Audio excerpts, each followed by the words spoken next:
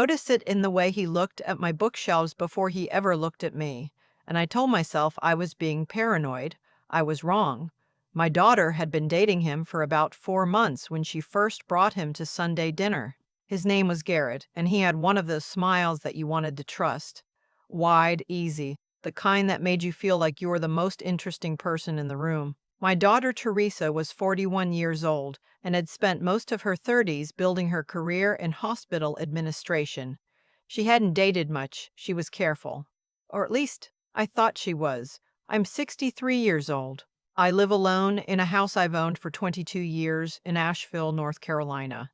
My late husband Douglas passed away 6 years ago from a cardiac event that gave us no warning and no goodbye. What he left behind was a paid-off house, a modest but well-managed investment portfolio, a life insurance payout that I'd been careful not to touch, and a daughter who looked more like him every year. I worked for 31 years as a high school librarian, retired at 61, and I am not, by any measure, a wealthy woman. But I am comfortable, and in this country at my age, comfortable is something people notice. Garrett noticed. The first time he came to dinner, he was polite and attentive. He helped clear the table without being asked. He asked me questions about myself, where I'd grown up, how long I'd lived in Asheville, whether I'd always loved books, normal questions. I liked him, cautiously.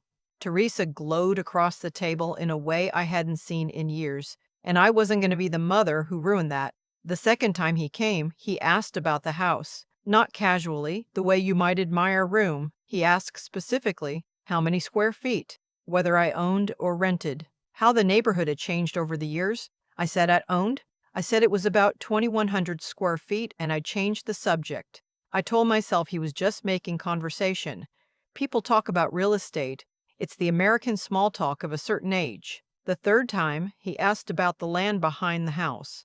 We have a small lot, maybe a third of an acre, and there's a tree line at the back that Douglas always kept cleared. Garrett stood at the kitchen window after dinner, looking out at it, and he said, "Is that all your property, or does it go past the trees?" And I said it stopped at the fence. He nodded slowly, like he was filing it away. I said nothing to Teresa. Not yet. By the time they had been together 7 months, Garrett had asked me in various conversations about my property taxes, whether I had a financial advisor, whether I'd ever considered a reverse mortgage. And once, and I remember this clearly because I was standing at the stove and my hand actually stilled on the burner knob, he asked whether Teresa was set up to be taken care of in the event anything happened to me. Teresa was in the other room. He said it quietly. He was smiling. I turned around and I looked at him for a long moment. I said, "Teresa has her own career and her own savings. She doesn't need to be taken care of." He laughed, easy and light, and said he just meant it as a compliment, that he admired how independent we both were. I nodded and turned back to the stove. That night, after he left, I sat at my kitchen table for a long time. I am not a suspicious person by nature. I spent 3 decades helping teenagers find books, and I still believe, generally, in people. But I had been married for 34 years to a quiet, steady man who taught me that instinct was data. Douglas used to say, if something feels like a pattern, it probably is. And this felt like a pattern. I called my friend Elaine the next morning. We've been friends since our kids were in elementary school together. Her husband is a retired attorney, estate law mostly. I told her what had been happening. I said I felt foolish even bringing it up. She said, "Don't feel foolish. Let me have Walter take a look at your documents and just make sure everything is properly structured." That conversation changed everything that came after. Walter spent 2 hours with me the following week. We went through my will, my power of attorney, my beneficiary designations on my IRA, and life insurance. Most things were in order, but he pointed out 2 things. First, my power of attorney was still assigned to a cousin in Tennessee who I hadn't spoken to in years, a carryover from when Douglas and I had set it up together. Second, my will had a provision that could, under certain circumstances, be legally interpreted to give a surviving spouse of Teresa's rights to contest distributions if Teresa predeceased me. It was a clause our original attorney had written in years ago for a different reason, but Walter said it needed to be cleaned up. He also told me, plainly and without drama, that engagement does not confer legal rights in the state of North Carolina. A fiancé is not a spouse. A fiancé has no standing to contest a will, claim power of attorney, or access financial accounts. Whatever Garrett thought he was building toward, he would need a marriage certificate first. Walter said I should update my documents, which I did immediately, and keep them in a fireproof safe, not in any location Garrett had ever seen or been near. I thanked Walter and drove home and sat in my driveway for a few minutes. Because knowing the law was one thing, knowing what Garrett intended was another. Teresa announced their engagement 11 weeks later. She came to my house on the Saturday morning with coffee from the bakery she knew I loved, and she was wearing the ring, and she looked so happy it hurt me. I hugged her for a long time. I told her she deserved every bit of this joy. I meant it. I was also terrified. I had not yet told her my concerns. Part of me questioned that choice every single day. But here is what I knew about my daughter. She is logical, she is stubborn, and when she loves someone, she loves them with everything. If I came to her with suspicions and no evidence, she would defend him. I knew her. I had raised her. And I knew that the moment I said something, she would go home and tell him, not to be unkind, but because she was honest, because she didn't keep things from him. And if Garrett knew I was watching him, I would lose whatever slim advantage I had, so I watched. Over the following 3 months, I kept a notebook. I wrote down every question Garrett asked about money, property, or my health. I wrote down dates and exact phrasing.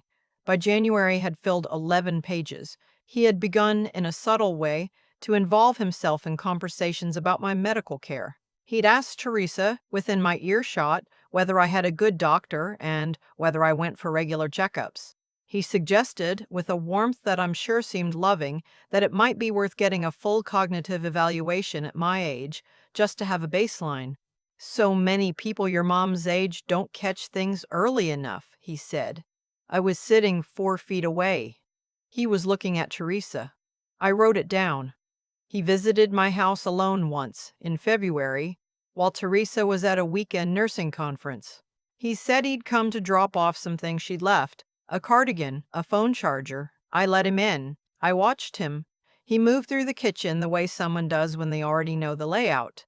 He glanced at the drawer where I keep my files. He glanced at the small fireproof box on the counter where I sometimes leave mail.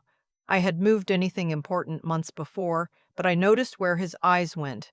He stayed 20 minutes.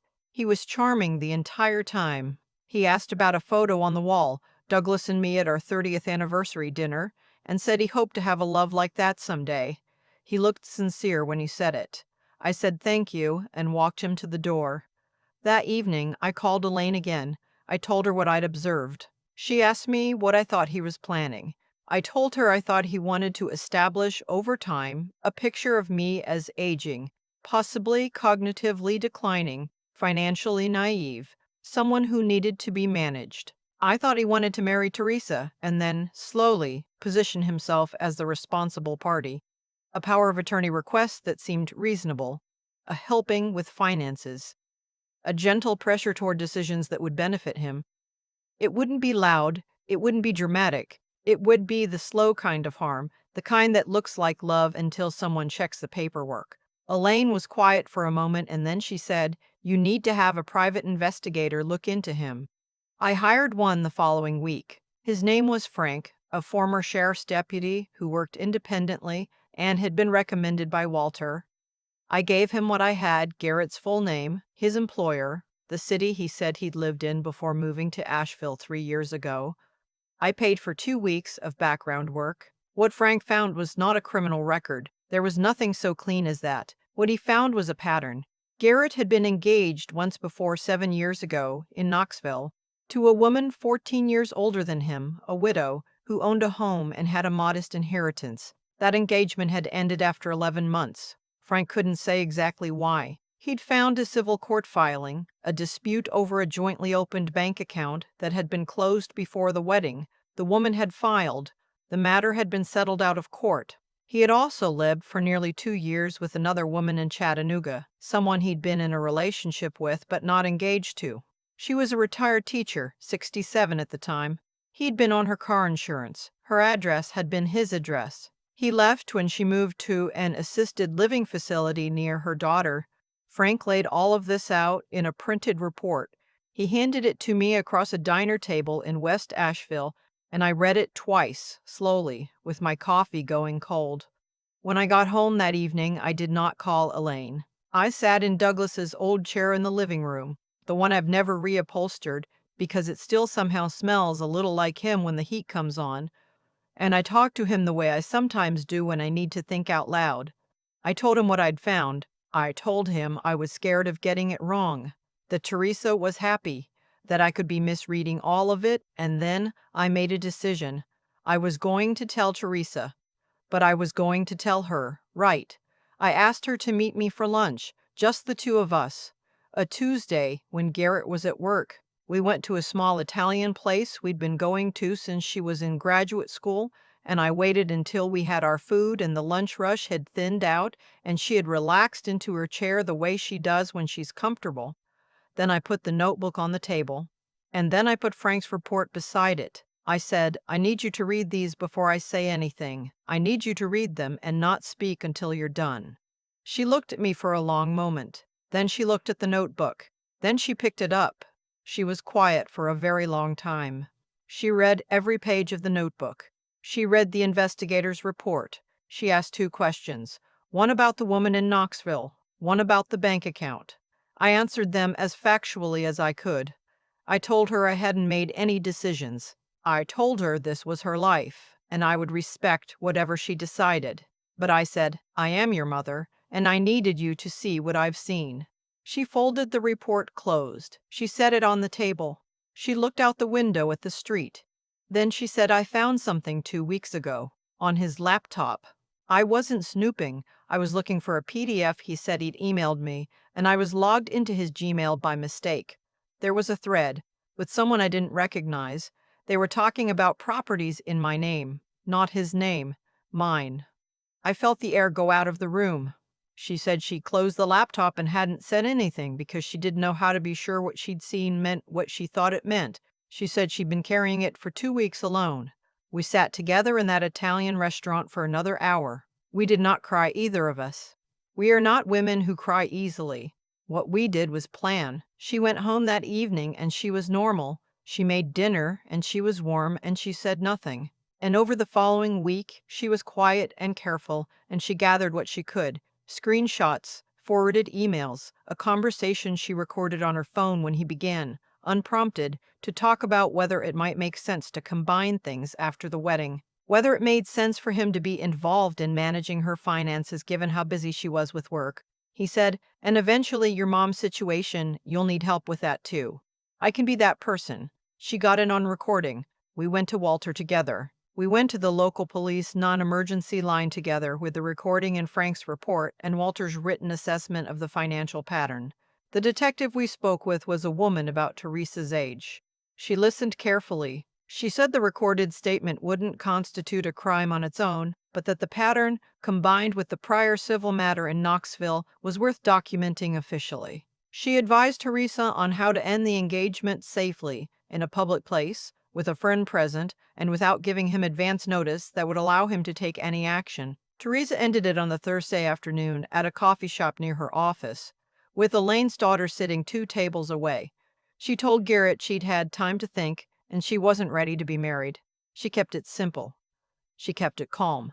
He got very still when she said it. He asked if her mother had been talking to her. She said, "This is my decision, Garrett." He left without making a scene. He texted her 6 times that evening, then once more the next morning. After that, nothing. I don't know what will happen to him. I don't know if he'll find someone else and try again, and that thought sits in me like a stone. I've thought about whether I should do more, say more, find some way to warn the next woman. Walter says my options are limited as long as no crime was prosecuted. What he did was not, legally, a crime. Not yet. What it was a plan. A careful, patient, methodical plan dressed up to look like love. But here's what else it was. It was stopped. My daughter came home that Sunday for dinner, just the two of us, and we ate at the same table where she had first brought him. And she looked tired and sad and more like herself than she had in months. She said, "How did you know?" I told her about the bookshelves.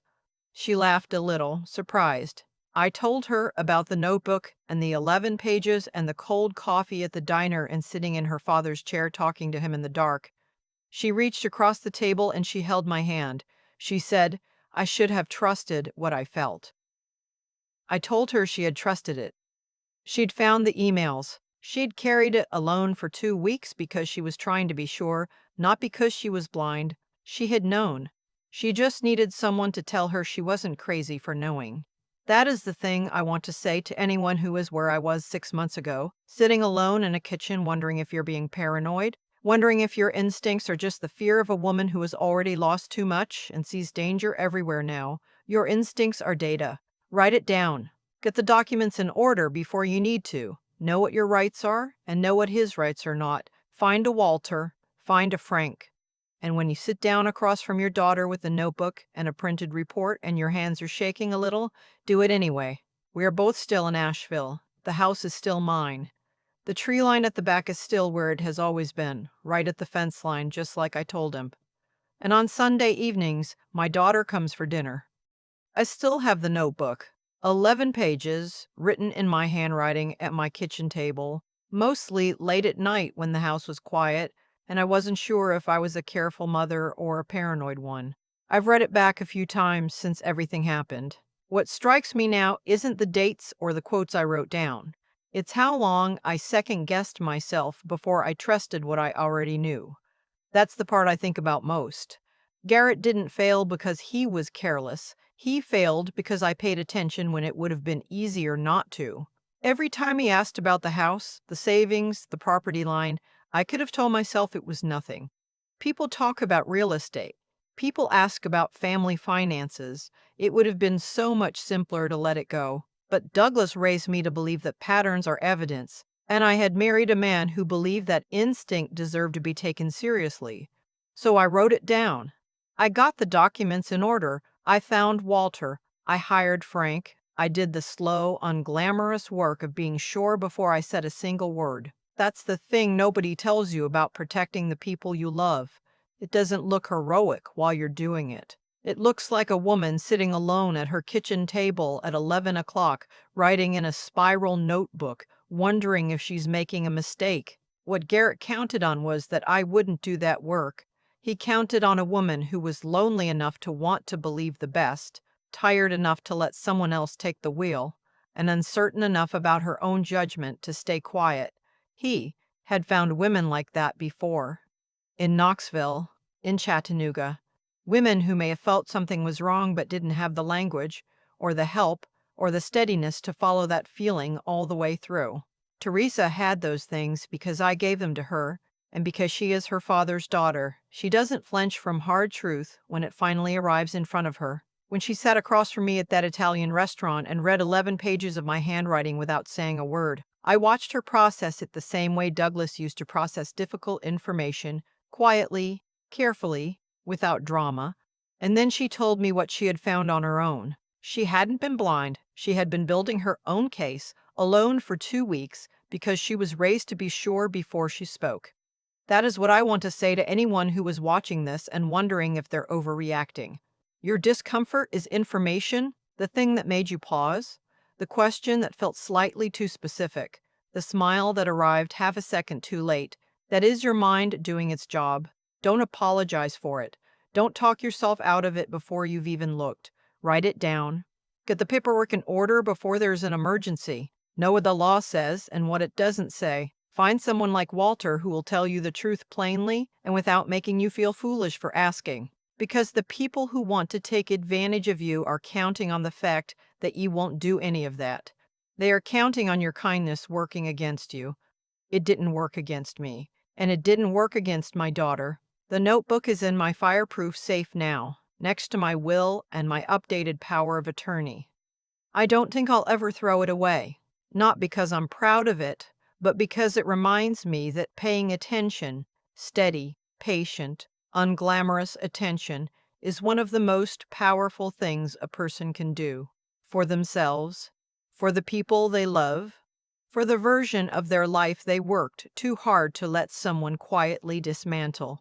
Teresa comes for dinner on Sundays. That is everything.